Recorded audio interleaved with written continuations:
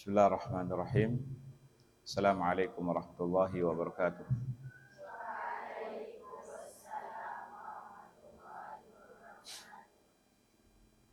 Alhamdulillahi rabbil alamin wal aqibatu lil muttaqin wala udwana illa 'alal zalimin wa asyhadu an la ilaha illallah wahdahu la syarika lah wa asyhadu anna Muhammadan 'abduhu wa rasuluhu sallallahu alaihi wasallam.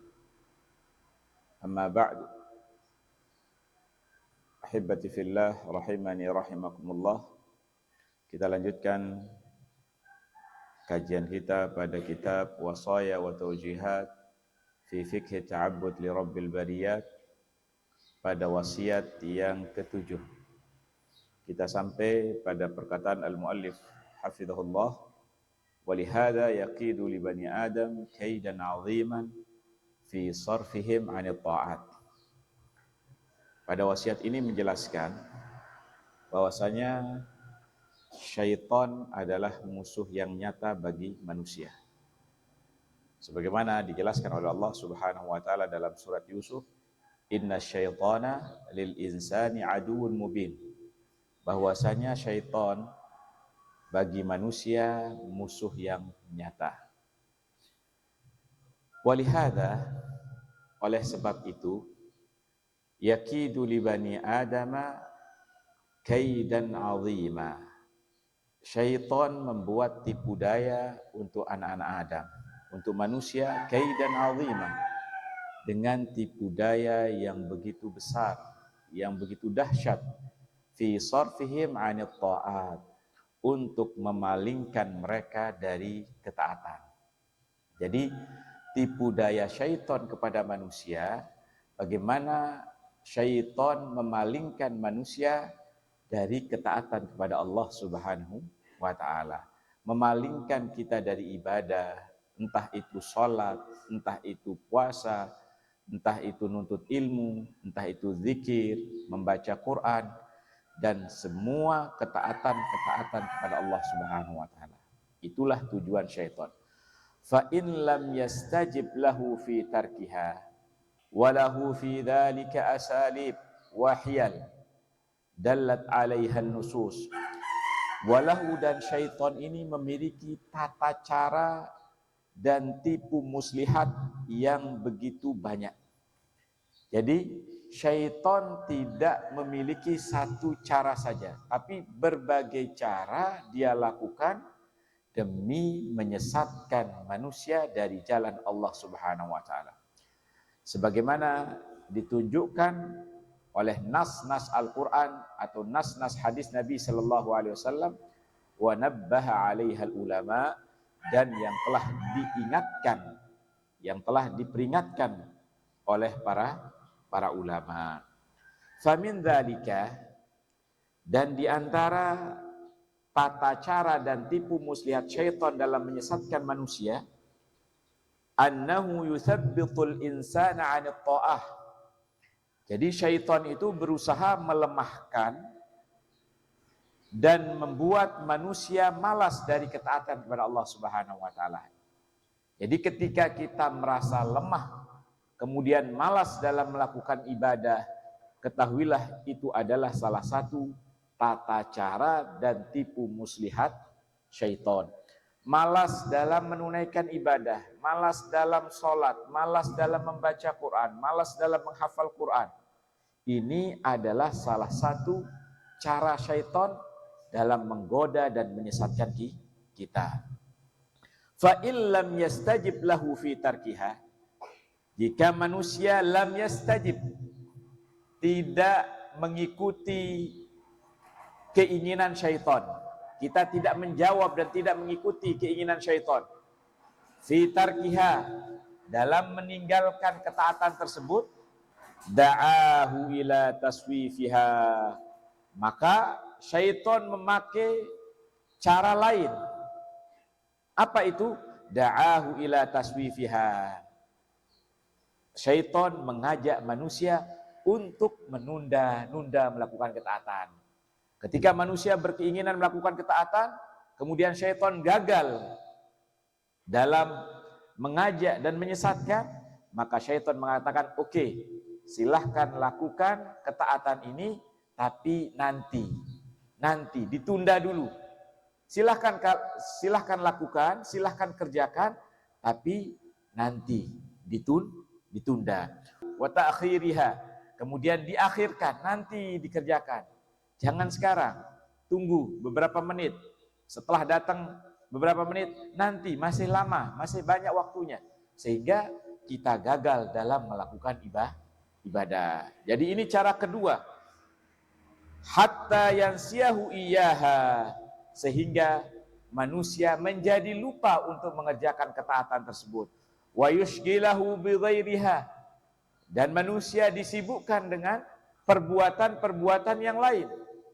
Sehingga ditunda, akhirnya lupa ketaatan tersebut dan dia melakukan atau tersibukkan dengan perbuatan pekerjaan yang lain, fala ya'maluha, sehingga ia tidak mengerjakannya. Nah, ini tipu daya syaitan.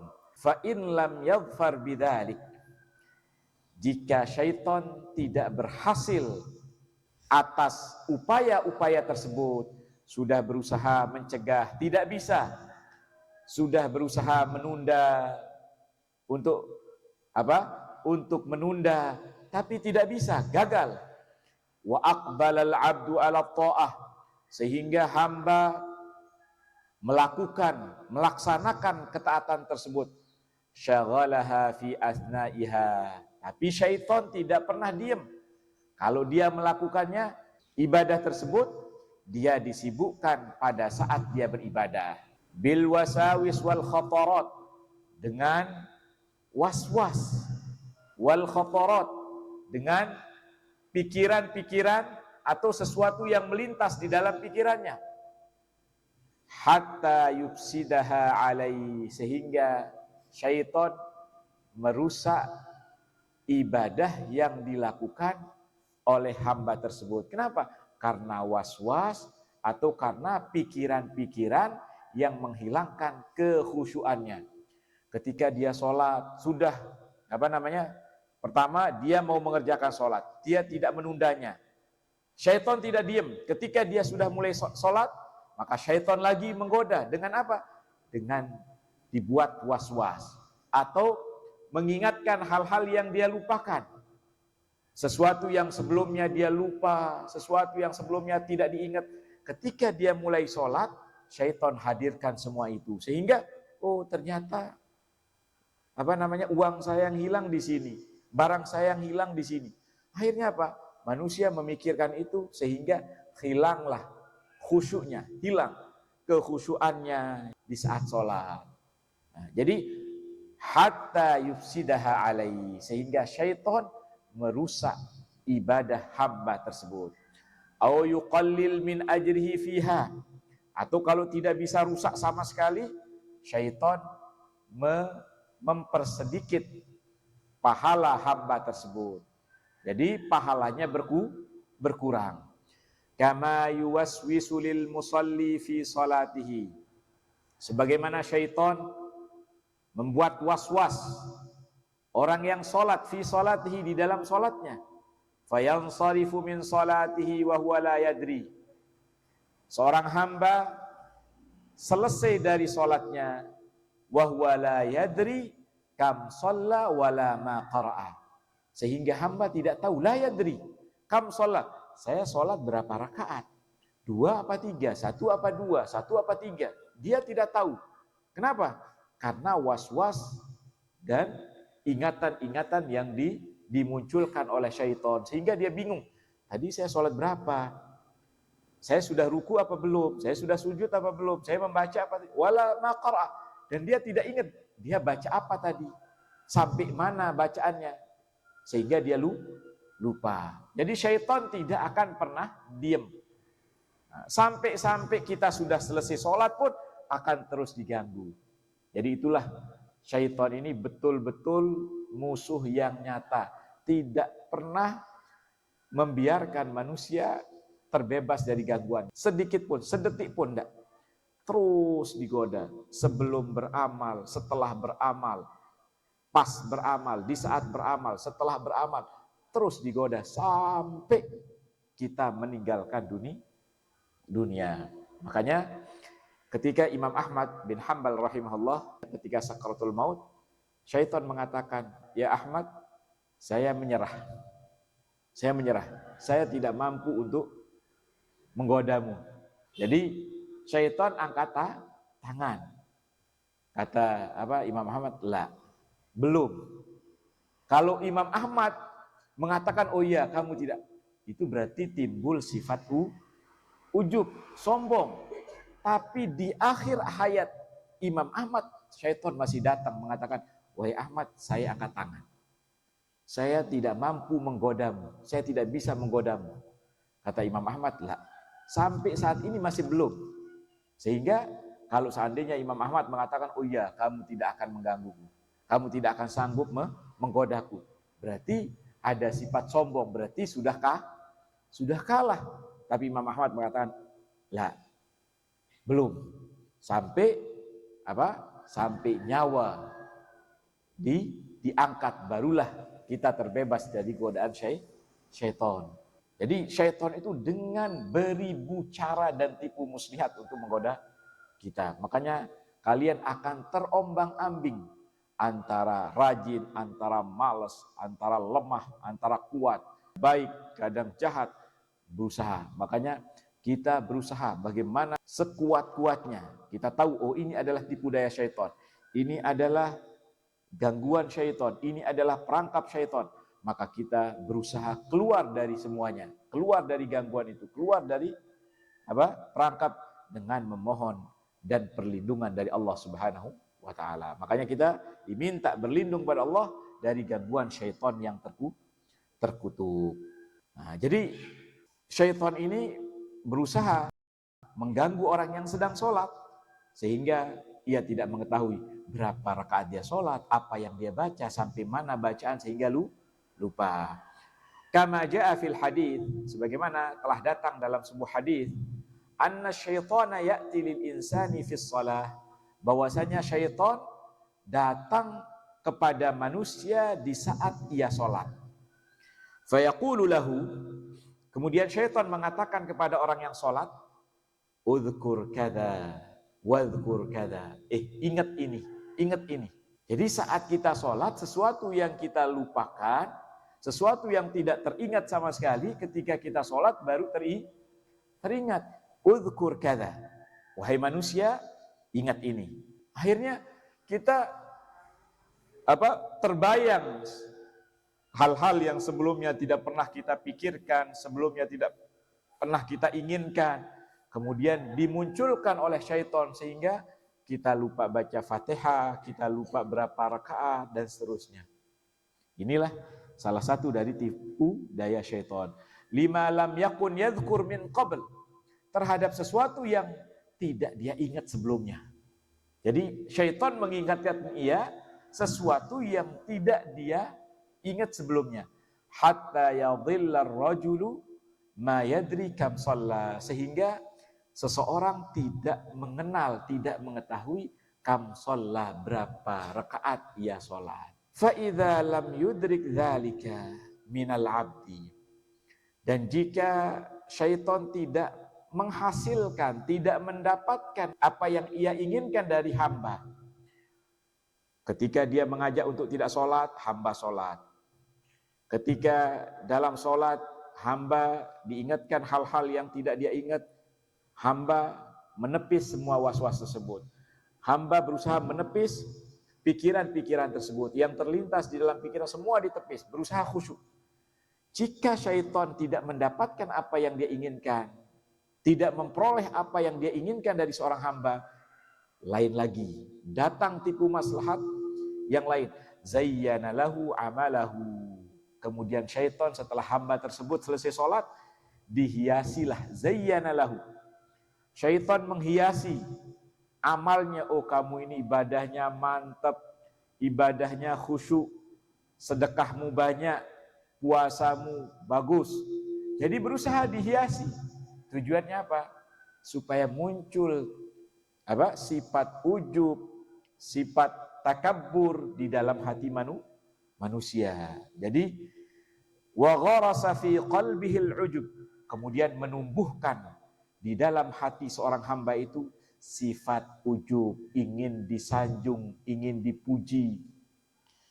Hatta ya ta'ala, sehingga dia merasa tinggi. Oh, saya ini orang hebat, puasa saya banyak, puasa sunnah saya banyak, kemudian ibadah saya banyak, sholat malam saya banyak, sehingga ya ta'ala merasa tinggi. Saya lebih baik dari kamu, saya lebih hebat dari kamu, saya lebih cerdas dari kamu.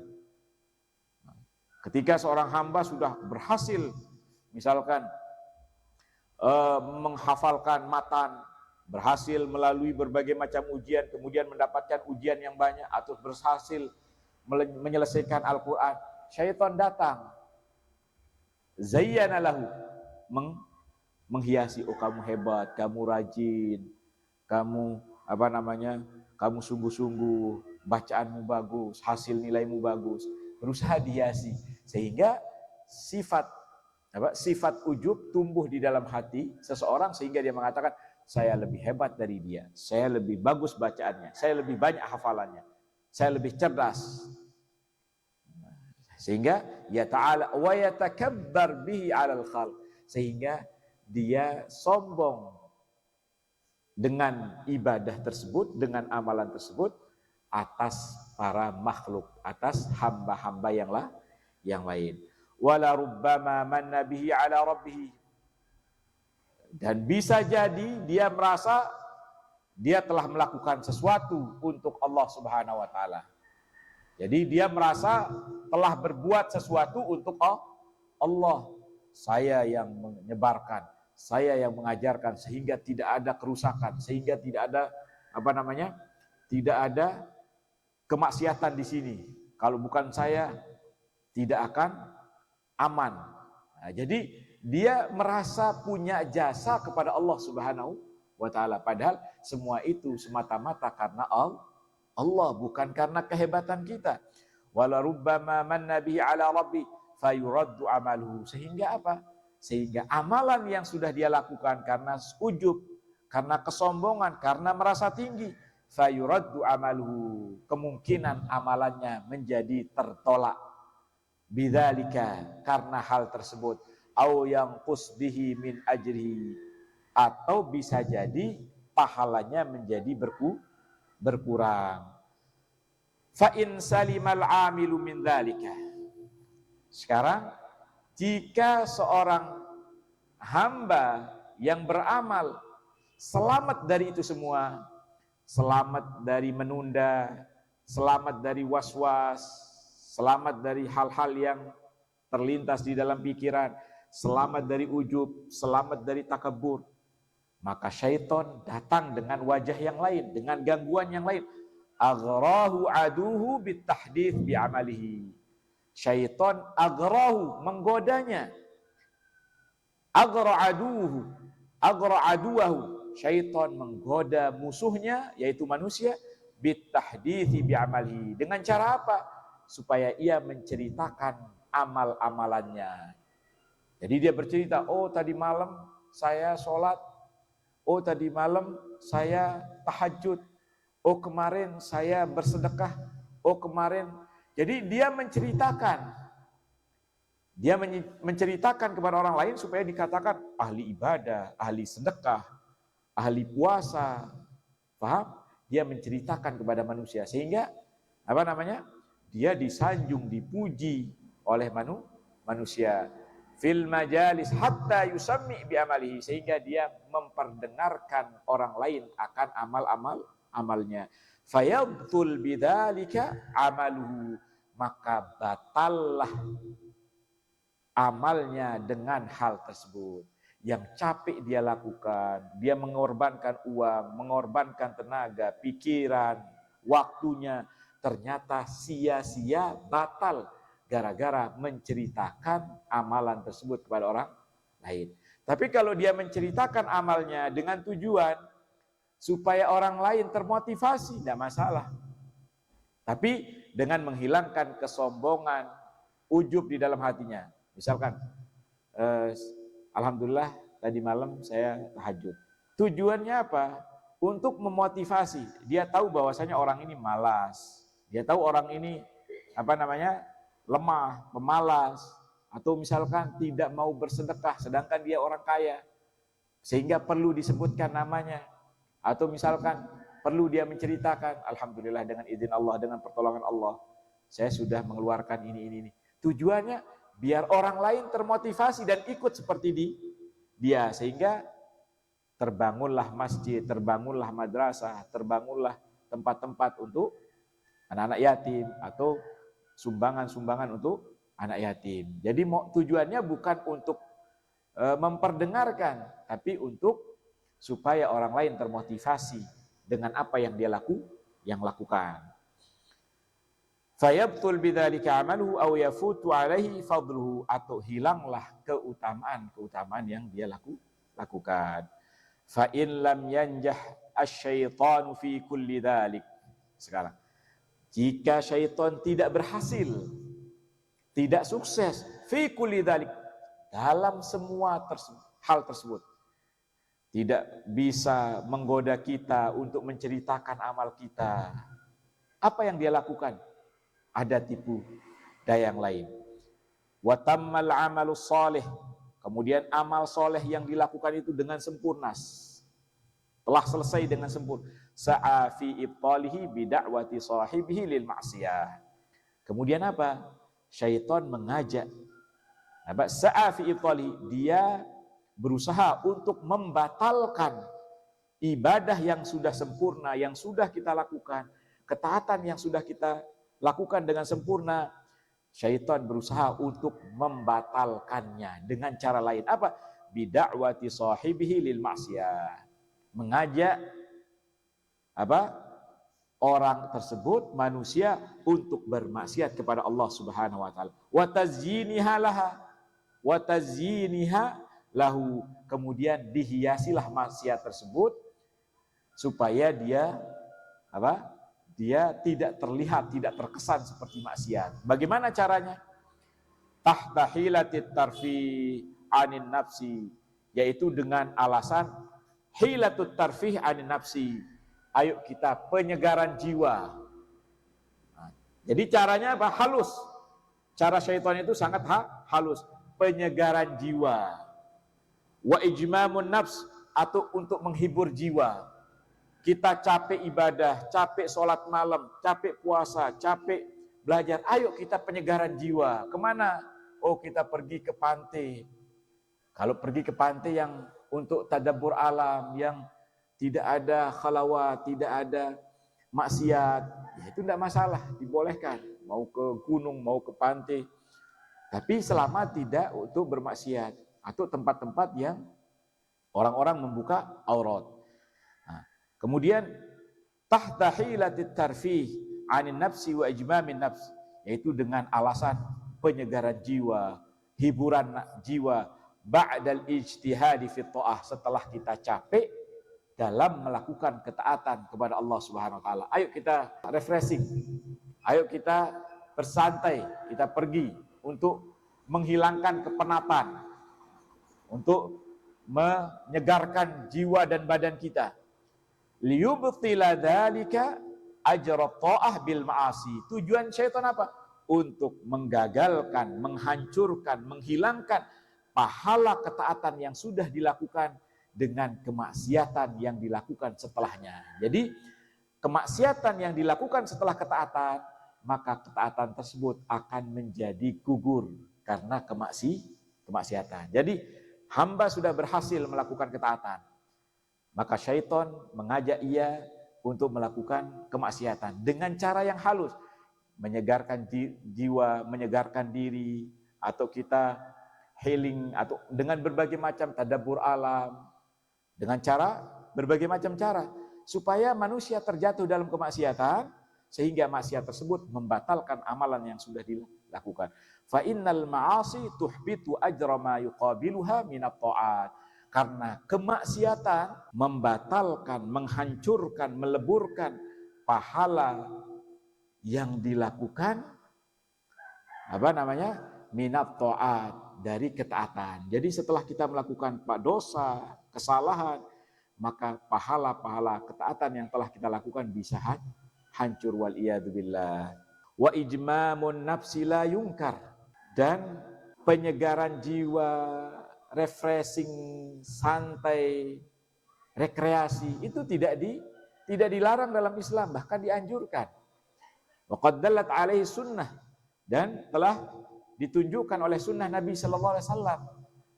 Lamma ishtaka ba'du sahabah lin Nabi, ketika sebagian sahabat mengadu kepada Nabi sallallahu alaihi wasallam, taghayyara haluhum fi buyutihim amma kanu alaihi indahu fil masjid wa fihim Hanzalah radhiyallahu taala anhu. Jadi intinya, insyaallah besok kita lanjutkan, intinya rekreasi, penyegaran jiwa, menghibur diri baik dengan permainan atau dengan pemandangan, entah itu dengan berbagai macam cara, itu tidak dilarang selama hal tersebut bukan mengandung maksiat. Kalian setelah capek belajar, misalkan rekreasi dengan berbagai macam cara untuk refreshing, itu tidak terlarang. Yang terlarang itu adalah kita refreshing, penyegaran jiwa dengan kemaksiatan. Insyaallah nanti akan dijelaskan oleh Syekh setelah ini. Karena waktu sudah habis, kita cukupkan sampai di sini. Subhanakallahumma bihamdik, asyhadu an la ilaha illa anta, astaghfiruka wa atubu ilaik. Assalamualaikum warahmatullahi wabarakatuh.